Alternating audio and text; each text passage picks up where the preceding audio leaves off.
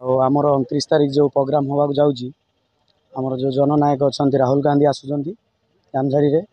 आम युवक बहुत खुशी अच्छु। बहुत आम तो बहुत कांग्रेस कर्मी माने सिमुलिया खैरा निर्वाचन मंडलवासी समस्ते उत्साहित अच्छा जे बहु वर्ष पर आम जानी पिला बेले आम जानी जे राजीव गांधी आमर आसते पिला बेले आम छोट होइतलु आम देखि पार नथिलु किंतु आज राहुल गांधी आसीबा सुनी समस्ते आनंदित एवं आमर कांग्रेस कर्मी बहुत उत्साहित एवं सिमुलिया खैरावासी समस्ते वर्षमान उत्साहित अच्छा जाओ सिमुलिया निर्वाचन मंडली को राहुल गांधी आसुँच आपण मैंने भी खुशी हवा दरकार ये जिनस समस्त जनवा दरकार जे राहुल गांधी आमर सिमुलिया निर्वाचन मंडली को आसुँच मोदी आसतु मोदी जीवा समय आसगला 4 तारिख दिन जाऊँच मोदी आ 4 तारिख पर देखा हेनी आप देखिए खाली राहुल गांधी आपन देखुए राहुल गांधी जो छिड़ा होती जनसमुद्र सी तो प्रधानमंत्री होकर एत लोक ना सी 10 वर्ष सरकार रे न थाई कि कौन पावर रे न थाई कि पछरे केते जनसमुद्र आपण निजे तो अनुभव कर मीडिया भाई मैंने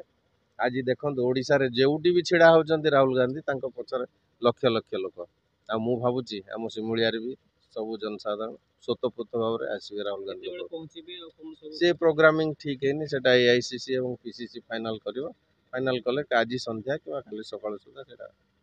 प्रेस को जन दि जाव। आमर 29 तारिख जो प्रोग्राम होगा जाऊँगी आमर जो जननायक अच्छा राहुल गांधी आसुँच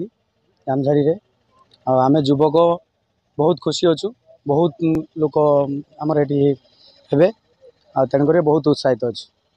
आसंता अनुसार कि उड़ीसा को आसवे भद्रक लोकसभा को आसवे निश्चित बर्तमान सुधा प्रदेश कांग्रेस कमिटी और ऑल इंडिया कांग्रेस कमिटी से माने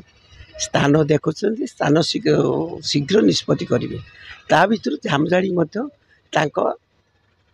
विचार में अच्छी तेणु आपण मैंने खूब शीघ्र काली हुए तो सब कथा जाचे एवं प्रदेश कांग्रेस कमिटी टोर प्रोग्राम विषय घोषणा कर तेणु राहुल गांधी आसुँच 29 तारिख भद्रक लोकसभा क्षेत्र को एटा सुनिश्चित एवं राहुल गांधी ग्रस्त पाई कांग्रेस दल सबुबले प्रिपेयर कर माने प्रस्तुत अच्छी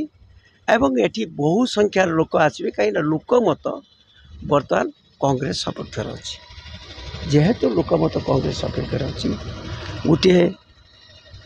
परिवर्तन लहरी सारा ओडिशा रे भद्रक लोकसभा विशेषकर प्रभावित होती परिवर्तन प्रतिनिधि मानक।